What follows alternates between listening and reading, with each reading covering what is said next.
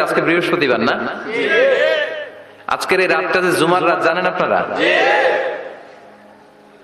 আমরা বাংলাদেশে মনে করি জুমার দিন শেষে যে রাতটা ওইটা মনে হয় জুমার রাত, আসলে ওইটা শনিবারের রাত। তো আজকে হচ্ছে ইয়াউমুল খমিস। এদিনে বিশ্বনবী রোজা রাখতেন, সোমবার বৃহস্পতিবার সুযোগ হলে রোজা রাখবেন। যারা রোজা রাখবে তাদের জন্য ইন দ্য ডে অফ জাজমেন্টে আল্লাহ স্পেশাল একটা গেট বানাবে জান্নাতে ঢোকার জন্য। ওইটার নাম হচ্ছে রাইয়ান। মান দাখালাহু লাম ইয়াজমা আবাদা।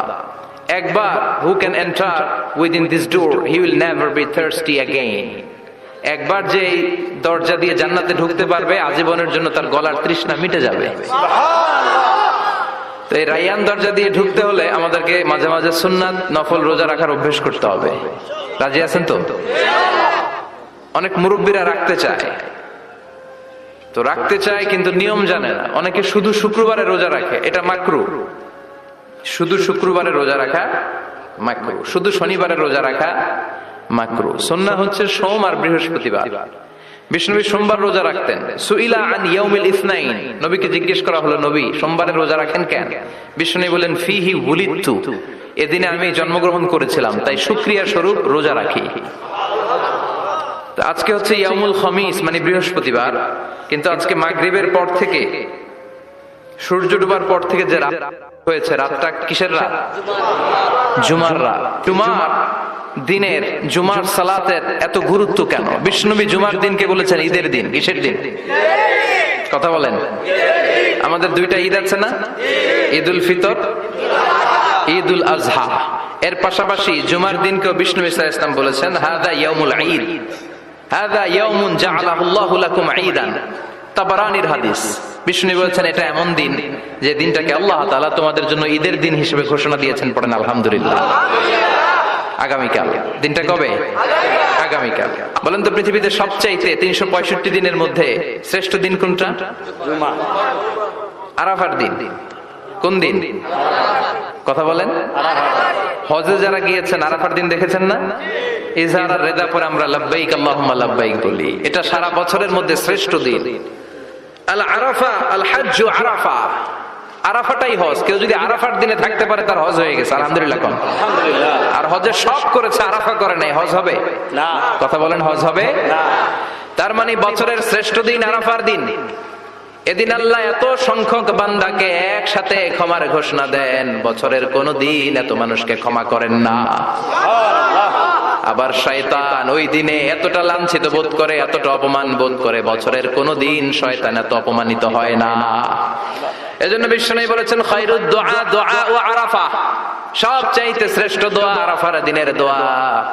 বিশ্বনবী বলেন আরাফার দিনে একটা দোয়া আমি করি, আমার আগে সব নবীরা এই দোয়াটা করতেন। দোয়াটা হলো লা ইলাহা ইল্লাল্লাহ ওয়াহদাহু লা শারীকা লাহ লাহুল মুলকু ওয়া লাহুল হামদু ওয়া হুয়া আলা কুল্লি শাইইন কাদির। সুবহানাল্লাহ পড়েন। মুখস্থ আছে না দোয়াটা? এটা পড়বেন। বিশ্বনবী আরাফার ময়দানে এই দোয়াটা পড়তেন। তাহলে বোঝা গেল বছরের সব দিন সমান না। সব দিন সমান না। বছরের সবচেয়ে শ্রেষ্ঠ দিন হচ্ছে আরাফার দিন। কোন দিন? এবার বলেন বছরের সবচেয়ে শ্রেষ্ঠতম রাত কোনটা? কদরের রাত। ইন্না আনজালনাহু ফি লাইলাতিল কদরি ওয়া মা আদরাকা মা লাইলাতুল কদর লাইলাতুল কদরি খায়রুম মিন আলফি শাহর।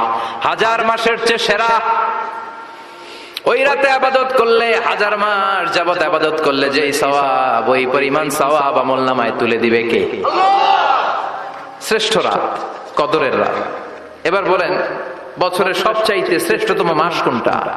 রমজান মাস। শাহরু রমাদান আল্লাযী উনজিলা ফীহিল কুরআন, যে মাসে কোরআন নাজিল হয়েছে, এই মাসের চেয়ে শ্রেষ্ঠ কোন মাস থাকতে পারে? চিল্লায় বলেন থাকতে পারে? তার মানে বছরের শ্রেষ্ঠ দিন আরাফার দিন, বছরের শ্রেষ্ঠ রাত কদরের রাত, বছরের শ্রেষ্ঠতম মাস রমজান মাস। এবার বলেন সপ্তাহের মধ্যে শ্রেষ্ঠতম দিন কোনটা? বিশ্বনবী বললেন সাইয়্যিদুল আইয়াম, leader of the all days in the week. সপ্তাহের যতগুলো দিন আছে 7টা দিনের সর্দার হচ্ছে ইয়াউমুল জুমা, জুমার দিন। চিল্লায় পড়েন আল্লাহু আকবার। তার মানে বছরের শ্রেষ্ঠ দিন আরাফার দিন, বছরের শ্রেষ্ঠ রাত কদরের রাত, শ্রেষ্ঠ মাস রমজান মাস, আর 7 দিনের মধ্যে শ্রেষ্ঠতম দিন হচ্ছে জুমার দিন। কোন দিন? এই সূরাতুল জুমা নিয়ে আমরা কথা শুনবো ইনশাআল্লাহ। বলেন, এটা সাধারণ দিন নয়। ফিহি খালাকাল্লাহু আদম, কালকের এই দিনটায়, এই জুমার দিনে আল্লাহ তাআলা সাইয়েদনা আদম আলাইহিস সালামকে তৈরি করেছে। বিশ্বনবী বলেন, লাম্মা খালাকাল্লাহু আদম ওয়া কানা তুলুহু 60 যিরাআন, আল্লাহ তাআলা যখন আদম আলাইহিস সালামকে তৈরি করলেন 60 হাত লম্বা করে তৈরি করলেন। সুবহানাল্লাহ। আর আমরাও যারা জান্নাতে ঢুকবো আমাদের আকৃতি থাকবে 60 হাত লম্বা। মজা করে সুবহানাল্লাহ পড়তে পারলেন না? আল্লাহ সাইয়েদনা আদমকে তৈরি করলেন এই জুমার দিনে। আবার সাইয়েদনা আদম আলাইহিস সালামকে পৃথিবীর বুকে তিনি পাঠিয়ে দিয়েছিলেন এই জুমার দিনে। সুবহানাল্লাহ। কুল নাহবিতু মিনহা জামিআ, ও Adam, go down with your wife, তোমার স্ত্রী হাওয়াকে নিয়ে পৃথিবীতে নামো। কয়েকটা কালিমা শিখিয়ে দেব, এই কালিমাগুলো পড়ে আমার কাছে দোয়া করো, আমি কবুল করে নিব। আল্লাহু আকবার। আল্লাহ শিখিয়ে দিলেন আর বললেন, আদম পড়ো, রাব্বানা যালামনা আনফুসানা ওয়া ইন লাম তাগফির লানা ওয়া তারহামনা লানাকুনান্না মিনাল খাসিরিন। ও আল্লাহ, জুলুম করেছি নাফসের উপর, ভুল করেছি, অন্যায় করেছি, আপনি যদি ক্ষমা না করে দেন আমরা শেষ হয়ে যাব, আমরা হালাক হয়ে যাব, ক্ষতিগ্রস্তদের মধ্যে শামিল হয়ে যাব। ঠিক কিনা? আল্লাহ সাইয়েদনা আদম আলাইহিস সালামের তওবা কবুল করলেন। ওনার কাজ হচ্ছে তওবা কবুল করা, আমাদের কাজ গুনাহ করা, শয়তানের কাজ ওয়াসওয়াসা দেওয়া, আল্লাহর কাজ খালি মাফ করা। সুবহানাল্লাহ পড়বেন না? তাকাব্বালাল্লাহু তাওবাতা আদম ফি ইয়াউমিল জুমআহ। আল্লাহ যেদিন আদম আলাইহিস সালামের তাওবা যে কবুল করছেন, ঘোষণা দিয়েছেন, এই ঘোষণাটা ছিল জুমার দিনের ঘোষণা। আবার সাইয়েদনা আদমকে যেদিন রূহ কবজ করে আবার নিয়ে যাওয়া হয়, ওই দিনটাও ছিল জুমার দিন। পড়েন সুবহানাল্লাহ। যেই দিন পৃথিবীর প্রথম মানব, প্রথম নবীর রূহ মালাকুল মাউত দুনিয়া এসে কবজ করেছে, ওই দিনটাও ছিল জুমাবার। আল্লাহু আকবার। আবার বিশ্বনবী বললেন, লা তাকুমুস সাআ ইল্লা ফি ইয়াউমিল জুমআহ ইযা যুলজিলাতিল আরদু জিলজালাহা ওয়া আখরাজাতিল আরদু আসকালাহা ইযা রুজ্জাতিল আরদু রাজ্জান ওয়া বুসাতিল জিবালু বাসসা। কিয়ামতের দিন পৃথিবীটাকে একটা প্রকম্পন দিয়ে কাঁপিয়ে দিবে কে? মারাত্মক একটা ঝাঁকুনি দিবে আল্লাহ, পুরো পৃথিবীটা কেঁপে ভেঙে চুরে খান খান হয়ে যাবে। এই ঝাঁকুনি আর আর্থকোয়েক, ভূমিকম্প এর ঘটনাটা যেদিন ঘটবে, ওই দিনটাও হচ্ছে জুমার দিন।